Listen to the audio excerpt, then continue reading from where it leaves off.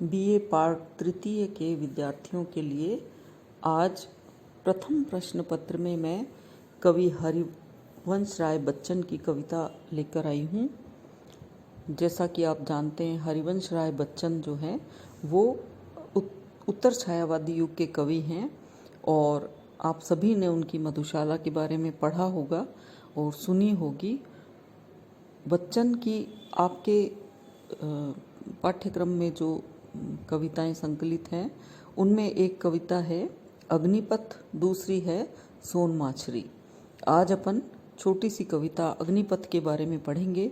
अग्निपथ एक बहुत ही प्रेरक कविता है जो युवाओं को आगे बढ़ने के लिए प्रेरणा देती है। तो बच्चन के बारे में मैं आपको नोट्स भी डाल दूंगी और अन्य वीडियो में भी हम बात करेंगे उनकी कविता के बारे में।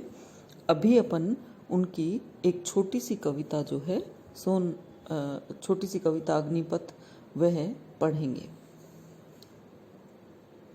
हरिवंश राय बच्चन की जो कविताएं हैं वो बहुत ही सरल शुद्ध हिंदी में लिखी गई कविताएं हैं और आपको सरल गद्य होने के कारण समझ आने में इसमें कतई परेशानी नहीं होती है और कविता आसानी से समझी जा सकती है। तो देखिए अपन करते हैं कविता शुरू। वृक्ष हों भले खड़े, हो घने हों बड़े, एक पत्र छाह भी, मांग मत मांग मत मांग मत, अग्निपथ अग्निपथ अग्निपथ।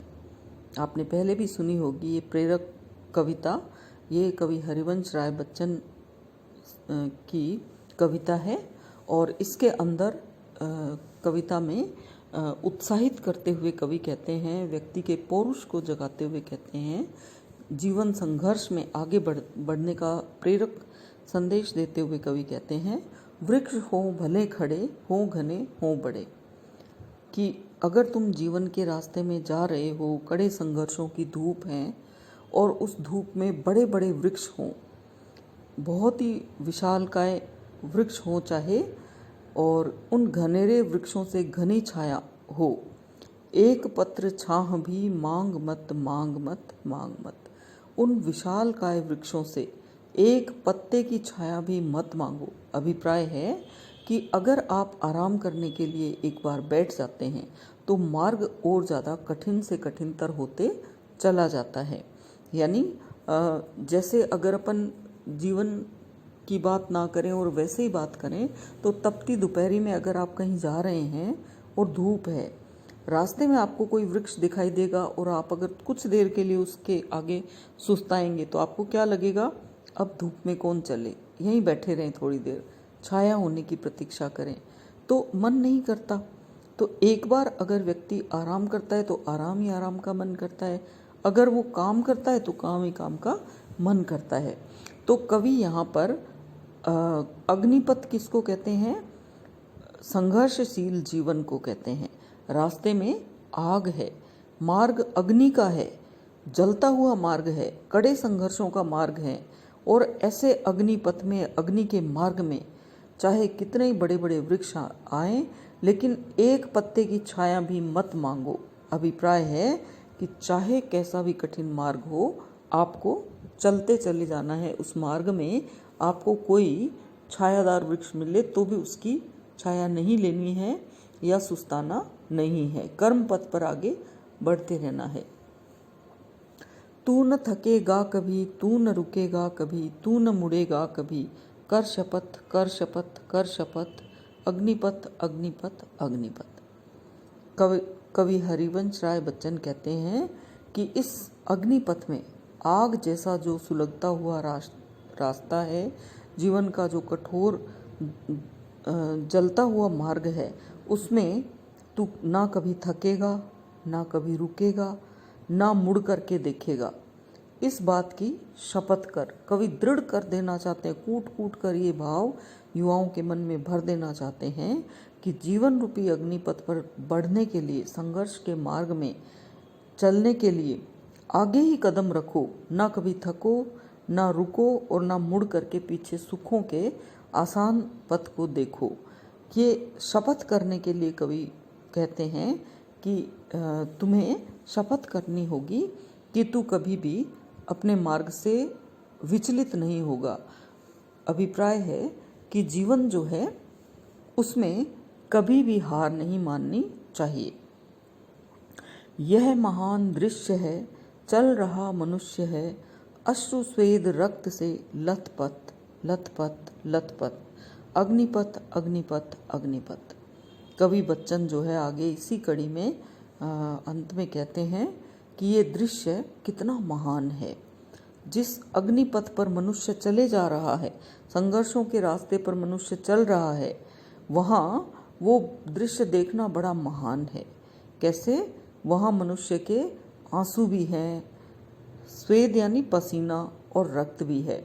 ये मनुष्य जो है वो इससे लथपथ होकर के चल रहा है। ये जो अग्निपथ है इसमें मनुष्य कभी आंसुओं से लथपथ है, कभी पसीने की बूंदों से लथपथ है, कभी रक्त से लथपथ है। अभिप्राय है कि इस दृश्य को देखना वाकई महान है कि चाहे मार्ग में उसके आंसू बहे, यातनाएं मिले, पीड़ा मिले, और चाहे परिश्रम लगे, कितना ही पसीना बहे, और चाहे चलते चलते वो लहूलुहान हो जाए, लथपथ हो जाए रक्त से, लेकिन वो संघर्ष के मार्ग में पीठ दिखाकर नहीं आए, वरन आगे की तरफ बढ़ता जाए।